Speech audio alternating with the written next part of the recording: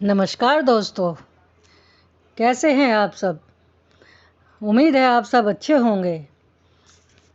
तो आज हम बात करेंगे बाबा नीम करोली के बारे में, जो अपने भक्तों पर हमेशा अपना आशीर्वाद बनाए रखते हैं।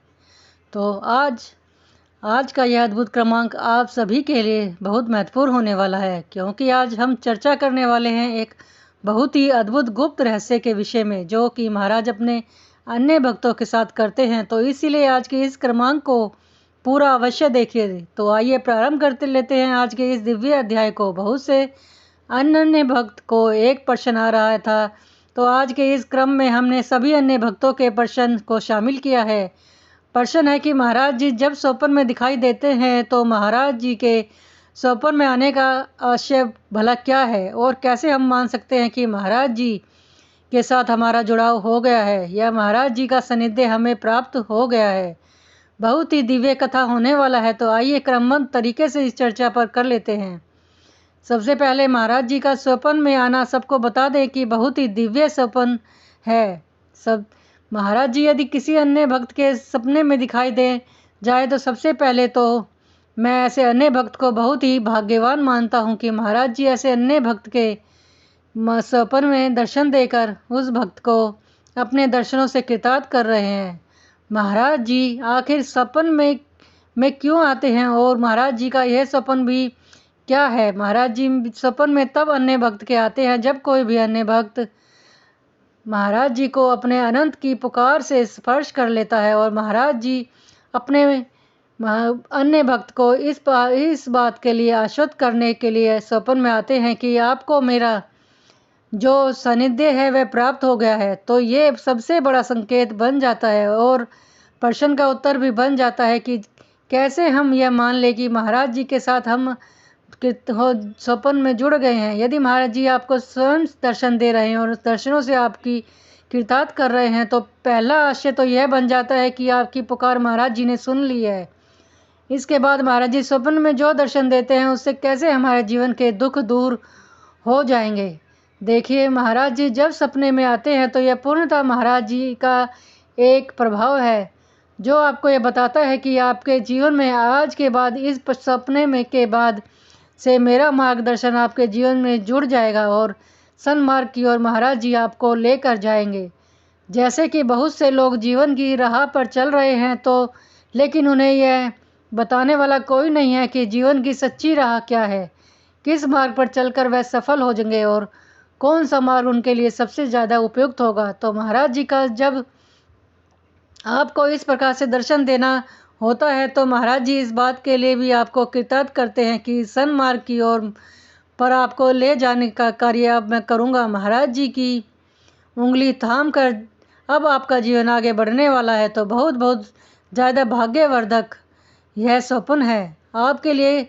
कहूँगा जब बात आती है कि महाराज जी कैसे आपके सपने कष्ट दूर करते हैं। देखिए, बहुत से लोग महाराज जी के दर्शन करने के बाद भी महाराज जी के सानिध्य में आने के बाद भी बहुत ही शंका मन में रखते हैं। उनको इस प्रकार की शंकाएं हमेशा घेरे रहती हैं कि मेरे जीवन में अब कैसे आगे बढ़ूँगा। देखिए, जब आपके साथ कोई सद्गुरु जुड़ जाते हैं, जब आपके साथ आपके गुरुजन आपको मार्गदर्शन कार्य करने लगते हैं, तो उस अन्य भक्त का भी यह कर्तव्य बनता है कि अपने गुरु की बात पर भरोसा करें, विश्वास करें।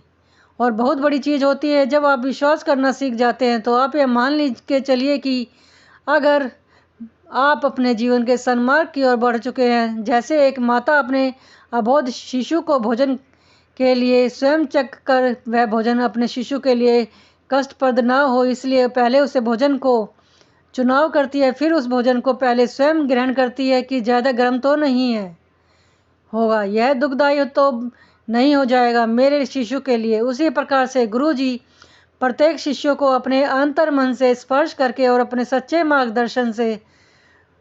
मार्गदर्शन से अपने अन्य भक्त को यह ज्ञान प्रदान करते हैं कि वह शिक्षाएं प्रदान करते हैं। तो कैसे एक अन्य भक्त अपने गुरु पर शंका कर सकता है क्या यह शिक्षा मेरे लिए अच्छी होगी या बुरी। तो ऐसा भक्त भी किसी काम का नहीं जो अपने गुरु की बात पर भी शंका करता हो। तो इसीलिए कई बार अपने जीवन में आपको अपने गुरु की शिक्षाओं के अनुरूप चलना चाहिए। उससे आपके जीवन में बहुत ज़्यादा फलीभूत करने वाले प्राप्त होंगे। और महाराज जी के एक ऐसे सच्चे गुरु है कि एक बार यदि महाराज जी का अपने हाथ थाम लिया तो आपकी सफलता निश्चित हो जाती है। और इस कार्य को महाराज जी बड़ी ही कुशलता से सुनिश्चित कर देते हैं। तो इसलिए महाराज जी की शिक्षाओं के अनुरूप अगर आप जीवन में आगे बढ़ेंगे तो आप पाएंगे हर परेशानी बहुत दूर से आपको बड़ी तो लगे, लेकिन जैसे जैसे आप सन्मार्ग से उस परेशानी तक पहुंचेंगे तब आप पाएंगे वह परेशानी जो आपको बहुत बड़ी दिख रही थी वह बहुत तुच्छ सी आपको लगने लगेगी।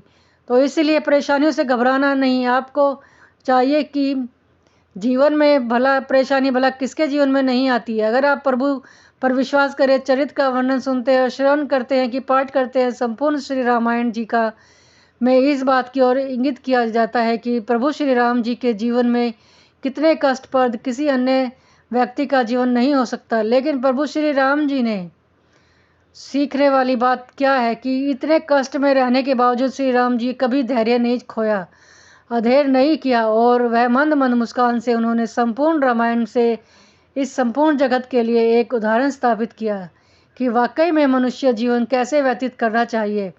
हमारे धर्म ग्रंथों में अगर आप उनका भी अनुसरण करते हैं तो आप पाते हैं कि कष्ट तो हमेशा हर व्यक्ति के जीवन में आता है, लेकिन वो व्यक्ति बहुत ही ज्ञानी बन जाता है जो यह समझता है कि कष्ट भी जीवन में हमेशा के लिए नहीं आया।